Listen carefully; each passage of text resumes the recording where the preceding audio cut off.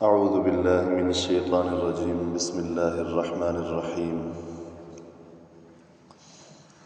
وكذلك جعلناكم أمة وسطا لتكونوا شهداء على الناس ويكون الرسول عليكم شهيدا وما جعلنا القبلة التي كنت عليها إلا لنعلم من يتبع الرسول ممن ينقلب على عقبيه وَكَذَلِكَ اور اسی طرح جعلناکم ہم نے آپ کو بنایا تمہیں بنایا امتاً وسطاً اعتدال والی امت میانہ روی والی امت عدالت والی انصاف والی امت لِتَكُونُوا شُهَدَاءَ عَلَى النَّاسِ تاکہ تم ہو جاؤ گواہ لوگوں کے اوپر وَيَكُونَ الرَّسُولُ اور رسول صلی اللہ علیہ وسلم علیکم شہیدا تم پر گواہ ہو جائیں وما جعلنا القبلة التي كنت عليها اور نہیں بنایا ہم نے القبلہ رخ آپ کا التي كنت عليها جس پر آپ تھے الا لنعلم مگر تاکہ ہم ظاہر کر دیں ہم جان لیں من يتبع الرسول کہ کون اتباع کرتا ہے رسول اکرم صلی اللہ علیہ وسلم کی ممن ينقلب على عقبيه ان لوگوں میں سے ينقلب جو پھر جاتے ہیں پلٹ جاتے ہیں علی عقبیہ اپنی ایڑیوں کے بل دیکھیں اللہ تعالیٰ نے فرمایا اس امت کی فضیلت کو بیان کی ہے کہ یہ امت جو ہوگی یہ تمام امتوں کے اوپر گواہ بنے گی روز قیامت اللہ تعالیٰ ہر ایک نبی کے لیے اس امت کو گواہ بنائیں گے اور اس امت کے اوپر آخری نبی یعنی رسول اکرم صلی اللہ علیہ وسلم کو گواہ بنائیں گے اور یہاں پر یہ مختصر سا معنی یہ بھی سمجھتے جائیں کہ گواہ کا معنی حاضر ناظر کبھی نہیں ہوتا کیونکہ اللہ تعالیٰ نے یہاں پر قرآن مجید میں نبی اکرم صلی اللہ علیہ وسلم کو گواہ کے معنی سے یعنی شہید کے معنی سے شہید کے لفظ سے فرمایا کہ نبی جو ہوں گے وہ شہید ہوں گے مطلب گواہ ہوں گے قیامت کے دن اگر اس شہید کے معنی سے ہم حاضر ناظر کا معنی مراد لیں کہ نبی گواہ ہوں گے تو معنی یہ ہے کہ نبی ہر جگہ موجود ہوں گے تو پھر اس سے پہلے اللہ تعالیٰ نے امت کے لیے جو لفظ استعمال فرمایا وہ ہے شہداء یہ شہید کی جمع ہے اس کا معنی پھر یہ بنے گا تمام امت جو ہے وہ حاضر ناظر ہے امت کا ہر فرد حاضر ناظر ہے تو ایسا بالکل نہیں ہے شہید کا معنی گواہ ہے شہید کا معنی حاضر ناظر ہو ہی نہیں سکتا ورنہ ایسا کیسے ہو سکتا ہے کہ دو لفظ ہوں ایک ہی جگہ پر ہوں ایک کا معنی اور ہو ایک کا معنی اور ہو الگ الگ معنی مراد لیا جائیں ایک ہی لفظ سے تو بہرحال شہداء علی الناس وہ لوگوں پر گواہ ہوں گے وَيَكُونَ الرَّسُولُ عَلَيْكُمْ شَهِيدًا ہاں البتہ وہ گواہی کی کیفیت الگ ہوگی گواہی کی جو کیفیت ہوگی وہ الگ ہوگی ہم گواہی دیں گے امت گواہی دے گی اس اعتبار سے کہ قرآن مجید نے ہمیں بتایا تھا کہ فلاں نبی نے اپنی قوم کے پاس جا کر کے تبلیغ کی تھی ہم قرآن مجید کے اعتبار سے گواہی دیں گے اور نبی جو گواہی دے گا ہمارے اوپر وہ یعنی اس طرح سمجھو کہ عینی گواہی دے گا کہ ظاہر سی بات ہے وہ ہم تک قرآن مجید پہنچا گئے ہیں اور ہم نے اس پر اعتماد کرنا ہے ہم نے اس پر یقین کرنا ہے ہم جب اسی کے مطابق گواہی دیں گے تو نبی علیہ السلام ہم پر گواہی دیں گے کہ واقعتاً میری قوم یہ سچ کہہ رہی ہے کیوں ظاہر سی بات ہے کہ قرآن مجید کے ہم اس کے ذریعے سے گواہی دیں گے اور یہ جو ذریعہ ہے ہمارے پاس یہ نازل ہوئی نبی اکرم صلی اللہ علیہ وسلم پہ ہوا ہے جس پر نازل ہوا ہے تو وہ ہم سے زیادہ سمجھتے ہیں اس چیز کو اس بات کو تو وہ ہم پر گواہی دیں گے کہ واقعتاً یہ جو کہہ رہے ہیں کہ ہم جو گواہی دے رہے ہیں کہ نبی اکرم سیدنا مثال کے طور پر سیدنا نوح علیہ نبینا علیہ الصلوۃ والسلام ان کو اللہ تعالیٰ اپنے دربار میں حاضر کریں گے ان کی قوم کو حاضر کریں گے اور پوچھیں گے کہ حل بلغت قومک کیا آپ نے اپنی قوم کو پہنچا دیا اس کو تبلیغ کی تھی وہ عرض کریں گے جی اللہ تعالیٰ اس کی قوم سے پوچھیں گے سیدنا نوح علیہ الصلوۃ والسلام کی قوم سے کہ کیا نوح نے تمہیں تبلیغ کی تھی وہ انکار کر دیں گے جی نہیں اللہ تعالیٰ پھر سیدنا نوح علیہ الصلوۃ والسلام کو میں مثال عرض کر رہا ہوں ورنہ ہر نبی کے ساتھ مثال کے طور پر ہر نبی کے لیے امت گواہی دے گی میں مثال کے طور پر سیدنا نوح علیہ الصلوۃ والسلام کو بیان کر رہا ہوں تو اللہ تعالیٰ نوح علیہ الصلوۃ والسلام سے فرمائیں گے کہ آپ کے پاس کوئی گواہ ہے آپ نے ان کو تبلیغ کی تھی اپنی قوم کو تبلیغ کی تھی آپ کے پاس کوئی گواہ ہے تو سیدنا نوح علیہ الصلوۃ والسلام عرض کریں گے یا اللہ گواہ موجود ہیں محمد و امتہ نبی اکرم صلی اللہ علیہ وسلم اور آپ صلی اللہ علیہ وسلم کی امت میرے پاس گواہ موجود ہے اللہ تعالیٰ بلائیں گے اور امت سے گواہی لیں گے کہ نوح علیہ الصلوۃ والسلام یہ فرما رہے ہیں اور اس کی قوم یہ فرما رہی ہے اس کی قوم یہ کہتی ہے، تو امت محمدیہ جو ہوگی وہ گواہی دے گی واقعتاً یا اللہ آپ اگر سچے ہیں اور یقیناً آپ سچے ہیں، اور اسی طرح نبی اکرم صلی اللہ علیہ وسلم اگر سچے ہیں اور یقیناً وہ سچے ہیں، تو انہوں نے ہمیں آپ کی کتاب یعنی قرآن مجید کے اندر یہ بتایا تھا، یہ ہمیں تعلیم دی تھی کہ وَلَقَدْ أَرْسَلْنَا نُوحًا إِلَىٰ قَوْمِهِ فَقَالَ يَا قَوْمِ اعْبُدُوا اللَّهَ مَا لَكُم مِّنْ إِلَٰهٍ غَيْرُهُ۔ قرآن مجید یہ کہتا ہے کہ ہم نے سیدنا نوح علیہ السلام کو ان کی قوم کے پاس بھیجا، انہوں نے جا کر کے اپنی قوم کو تبلیغ کی، اسلام کی دعوت دی، دین کی دعوت دی، اور کیا کہا؟ فقال یا قوم اعبدوا اللہ، اے قوم، اے میری قوم، اعبدوا اللہ، اللہ تعالیٰ کی عبادت کرو، ما لکم من الہ غیرہ، اللہ تعالیٰ کے علاوہ کوئی معبود ہی نہیں ہے۔ تو قرآن مجید جو ہمیں بتاتا تھا ہم اس کے مطابق گواہی دیتے ہیں کہ واقعتاً سیدنا نوح علیہ السلام نے اپنی قوم کو تبلیغ کی تھی۔ اب یہ انکار کر دیں گی امت جو ہوگی، اس نبی کی امت جو ہوگی وہ انکار کرے گی بھئی یہ تو اس وقت موجود ہی نہیں تھے، اس وقت یہ موجود ہی نہیں تھے، تو یہ گواہی کیسے دے رہے ہیں؟ پھر یہ گواہی قرآن مجید کے مطابق ہم دیں گے، یہ امت دے گی، پھر نبی اکرم صلی اللہ علیہ وسلم ہم پر گواہی دے گی کہ یا اللہ واقعتاً یہ صحیح کہہ رہی ہے میری امت صحیح کہہ رہی ہے کہ آپ نے میرے اوپر قرآن نازل کیا تھا، میں نے ان کو اسی قرآن کے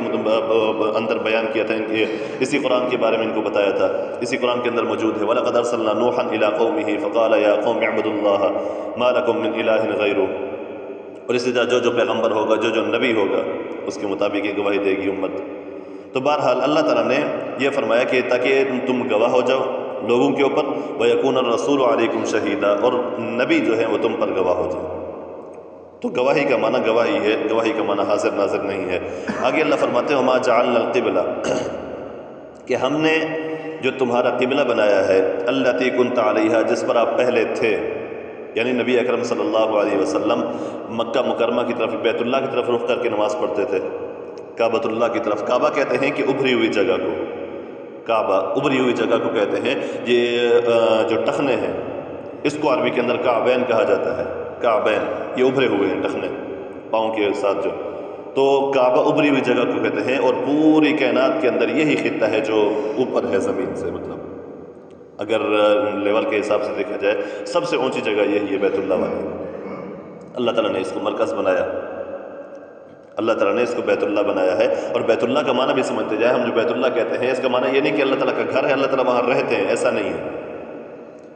بیت اللہ، اللہ کا گھر، اس کا معنی یہ نہیں ہے کہ اللہ تعالیٰ وہاں پر رہتے ہیں، اللہ تعالیٰ وہیں پر ہی ہیں اور کہیں پر نہیں ہے، اور یہ بھی معنی نہیں ہے کہ اللہ تعالیٰ صرف عرش پہ ہیں اور کہیں پر نہیں ہے۔ اللہ تعالیٰ ہر جگہ پہ موجود ہے، اللہ تعالیٰ ہر جگہ پہ موجود ہے، بلا جہت، بلا مکان، ہر جگہ پہ موجود ہے۔ یہ بار بار میں یہی عرض کرتا رہتا ہوں اس عقیدے کے بارے میں، یہ خصوصاً بنیادی عقائد میں سے ہے۔ یہ عقیدہ جو ہے کہ اللہ تعالیٰ صرف عرش پر نہیں ہے، ہر جگہ پہ موجود ہیں، یہ بنیادی عقائد میں سے ہے۔ بعض لوگ کہتے ہیں بھئی اللہ تعالیٰ صرف عرش پہ ہے، اللہ تعالیٰ صرف عرش پہ ہے اور کہیں پر بھی نہیں ہے۔ کیوں؟ اللہ تعالیٰ قرآن مجید میں کہتا ہے ثم استوى على العرش، اللہ تعالیٰ عرش پر مستوی ہو گیا۔ اس کا معنی وہ لیتے ہیں بھی دیکھو اللہ تعالیٰ عرش پر مستوی ہو گیا، اب اللہ تعالیٰ صرف عرش پر ہے اور کہیں پر بھی نہیں، باقی ہر جگہ پہ اللہ تعالیٰ کا علم ہے، باقی ہر جگہ اللہ تعالیٰ کا علم ہے۔ اگر ایسا ہوتا کہ باقی ہر جگہ اللہ تعالیٰ کا علم ہوتا، اللہ تعالیٰ قرآن مجید کے اندر 28ویں پارے قسم اللہ کے اندر اللہ فرماتے ہیں کہ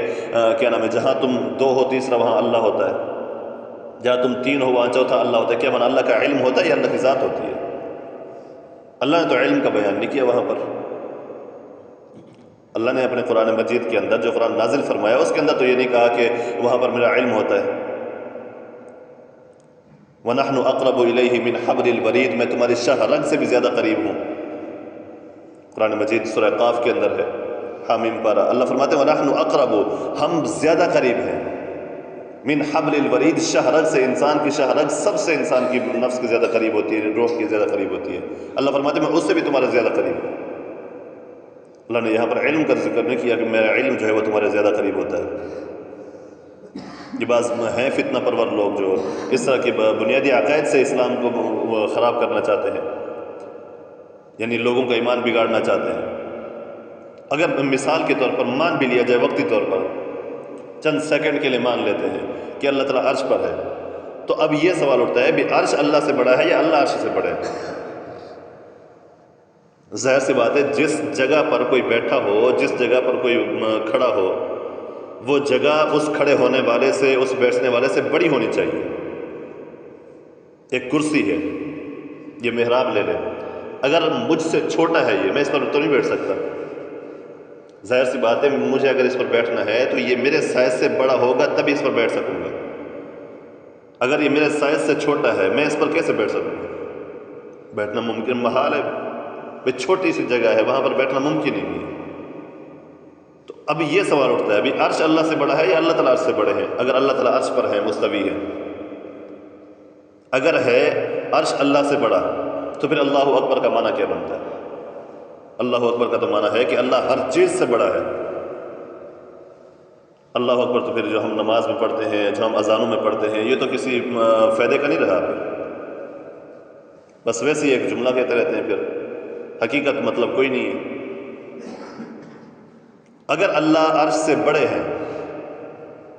اور ہیں، یقیناً ہیں، تو پھر عرش پر مستوی نہیں ہے، ہر جگہ پہ موجود ہے۔ یہ بات ہر عاقل سمجھ سکتا ہے، الا یہ کہ وہ ضدی ہو، عنادی ہو۔ جس طرح یہود و نصارہ پتہ تھا کہ رسول اکرم صلی اللہ علیہ وسلم نبی ہیں، اور ایسے پہچانتے تھے جیسے اپنے اولاد کو کوئی پہچانتا ہے، لیکن نہیں مانا انہوں نے، یہودیوں نے۔ کیا ضد تھی، عناد تھا، دشمنی، حسد، بھائی ہمیں نبوت کیوں نہیں ملی، یا ہماری سرداری چلی جائے گی، اس وجہ سے نہیں مانا انہوں نے۔ ورنہ عقل مند آدمی سمجھ سکتا ہے، مان سکتا ہے، اس کو پتہ ہے کہ اللہ تعالیٰ واقعتاً ہر جگہ پہ موجود ہیں۔ جو ضدی ہوگا وہ انکار کرے گا، وہ انکار کرے گا، بھئی اگر میں مان لیتا ہوں تو میری یہاں پر جو عہدہ ہے، جو مجھے یہاں پر دنیا مل رہی ہے، وہ مجھ سے چلی جائے گی، میرے ہاتھ سے نکل جائے گی۔ تو اس وجہ سے اللہ تعالیٰ نے فرمایا کہ کیا نام ہے، وَمَا جَعَلْنَا الْقِبْلَةَ الَّتِي كُنْتَ عَلَيْهَا، آپ جس قبلہ کی طرف رخ کر کے نماز پڑھتے تھے،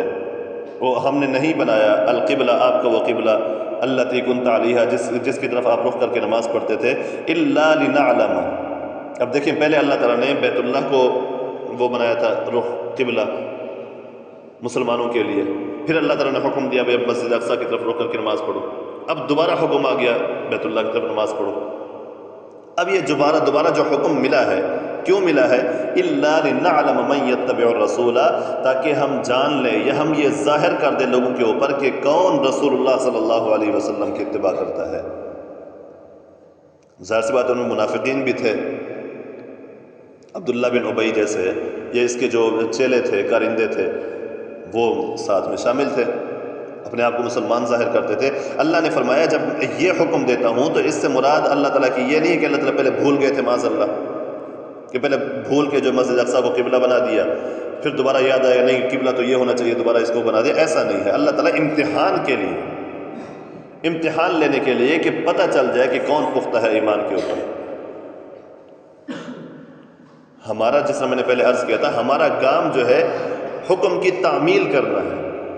حکم کو ماننا ہے، اللہ کا حکم، رسول اللہ کا حکم صلی اللہ علیہ وسلم، ہمارا کام اس کو ماننا ہے۔ چوں چرا کرنا، ہمارا قیل و قال کرنا ہمارا کام ہی نہیں ہے کہ اللہ نے یہ کیوں کیا، یہ کیوں کیا۔ یہ وہی کرے گا جس کے دل کے اندر کوئی ایمان کی کوئی کھوٹ ہوگی، جس کے اندر کوئی منافقت ہوگی، یہ وہی کرے گا۔ اور اس وقت ہوا بھی، جس وقت نبی اکرم صلی اللہ علیہ وسلم نے دوبارہ بیت اللہ کی طرف رخ فرمایا اللہ تعالیٰ کے حکم سے، اب جو مرتد ہونے تھے، جو نکلنے تھے، جو شروع میں آئے تھے، کچھ ساتھ مل رہے تھے، وہ نکل گئے جنہیں نکلنا تھا۔ نے کہا بھئی یہ کیا ہے، کبھی ادھر منہ کرتے ہیں، کبھی ادھر منہ کرتے ہیں، کبھی اس طرف رخ کرتے ہیں، ہم تو نہیں مانتے۔ اس سے بہتر ہے کہ پرانا اپنا دین جو ہے، وہ مشرکین والا دین جو ہے، اپنے آباء و اجداد والا دین جو ہے، اسی پر رہتے ہیں۔ نکل گئے جنہیں نکلنا تھا، اور جو پختہ ایمان والے تھے سر جھکا لیا،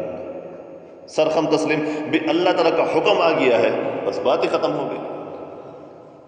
اللہ کا حکم آ گیا ہے، بات ہی ختم ہوگی۔ ہم کون ہوتے پوچھنے والے کہ کبھی آپ ادھر منہ کرتے ہیں، کبھی ادھر منہ کرتے ہیں؟ اللہ کا حکم ہے، اللہ جس طرف حکم دے اسی وقت اسی طرف ہم نے وہ کرنا ہے، رخ کرنا ہے، اسی طرف جو ہے اللہ کی عبادت کرنی ہے۔ تو بہرحال اللہ فرماتے ہیں کہ لِتَكُونُوا کیا نام ہے، لِنَعْلَمَ مَن يَتَّبِعُ الرَّسُولَ، تاکہ ہم جان لیں کون رسول کی اتباع کرتا ہے صلی اللہ علیہ وسلم، اور مِمَّن يَنقَلِبُ عَلَىٰ عَقِبَيْهِ، ان لوگوں میں سے جو اپنی ایڑیوں کے بل پلٹ جاتے ہیں، جو اپنی ایڑیوں کے بل پلٹ جاتے ہیں، ان میں سے کون رسول کی اتباع کرتا ہے صلی اللہ علیہ وسلم کی۔ اور وہ ظاہر ہو گیا. جو پلٹنے والے تھے وہ پلٹ گئے، نکل گئے، بھاگ گئے، اور جو ثابت قدم رہنے والے تھے وہ وہیں پر رہے. جو منافقین تھے وہ نکل گئے، صفایا ہو گیا، تزکیہ ہو گیا اسلام کا، کہ اسلام کے اندر جو اسلام کو نقصان پہنچانے والے تھے وہ نکل گئے. اب باقی جو بچے تھے وہ صحیح مخلص مسلمان تھے. اللہ تعالیٰ کبھی اس طرح آزماتا ہے، ہر انسان کو آزماتا ہے، امتحان میں ڈالتا ہے. ہمیں تو یہ دعا کرنی چاہیے، ہم کیونکہ امتحان کے یعنی امتحان کو پاس کرنے کے وہ نہیں ہے، ہمارے اندر جرأت نہیں ہے کہ ہم امتحان میں کامیاب ہو جائیں. ہم تو پہلے یہ دعا کرتے ہیں، اللہ ہمیں کسی امتحان میں مبتلا نہ فرمانا. کیوں؟ ہمارے اندر اتنی طاقت ہی نہیں ہے، ہمارے اندر اتنی قوت ہی نہیں ہے، ہمارے اندر اتنی سخت نہیں ہے کہ ہم اللہ کے امتحانات کو برداشت کر سکیں. پہلی دعا تو یہ کرنی چاہیے، یا اللہ ہمیں کسی امتحان میں مت گزارنا. اگر کسی امتحان میں آپ ڈال بھی دیتے ہیں تو اس میں ہماری مدد بھی فرمانا، اس میں ہماری نصرت بھی فرمانا، اور اس میں ہمیں ثابت قدم رکھنا. یہ ہماری دعا ہونی چاہیے. بعض لوگ ہوتے ہیں بھئی اگر اللہ تعالیٰ یوں کر دے میں اس پر وہ کر لوں گا، اس پر صبر کر لوں گا. ہوتے ہیں کچھ اگر اللہ تعالیٰ مجھ پر امتحان دے دے میں تو یوں کر لوں گا، میں تو اتنا صبر کر سکتا ہوں. یہ بڑے بڑے دعوے جو ہیں یہ اس وقت ڈھیر ہو جاتے ہیں. ایمان کو پختہ رکھنے کے لیے اللہ کی مدد کا ہونا ضروری ہے. اللہ کی مدد ہوگی، اللہ کی نصرت ہوگی، امتحانات گزر جائیں گے، ایمان جو ہے وہ نہیں لڑکھڑائے گا. اگر اللہ کی مدد نہیں ہوگی، اپنے آپ پر وہ ہوگا، اعتماد ہوگا، یا یہ کہیں کہ اپنے آپ پر فخر ہوگا کہ میں جو ہے اتنا بڑا ولی ہوں، اتنا بڑا کامل ایمان والا ہوں، بھلے کوئی بھی امتحان آ جائے میں اس سے نکل جاؤں گا، تو سمجھو گیا ہے. یہ اپنے آپ پر وہ کر رہا ہے، اللہ کی مدد کو للکار رہا ہے. سمجھو اللہ کی اس کو للکار رہا ہے، اللہ کے غضب کو، کہ اللہ کا امتحان بھی آ جائے تب بھی میں نہیں ہٹوں گا. اور جب امتحان آتا ہے سارا ایمان غائب ہو جاتا ہے، سارا ایمان ختم ہو جاتا ہے. تو اللہ تعالیٰ ہمیں کسی بھی امتحان کے اندر مبتلا نہ فرمائے، کسی بھی آزمائش کے اندر مبتلا نہ فرمائے. اللہ سے یہی دعا ہے، اور یہی دعا ہے کہ اللہ تعالیٰ اگر کسی امتحان میں مبتلا فرما بھی دیں تو اللہ تعالیٰ اس کے اندر ہماری مدد فرمائے، ہماری نصرت فرمائے، اور اس پر ہمیں صبر کرنے کی توفیق عطا فرمائے. وآخر دعوانا ان الحمد للہ رب العالمین.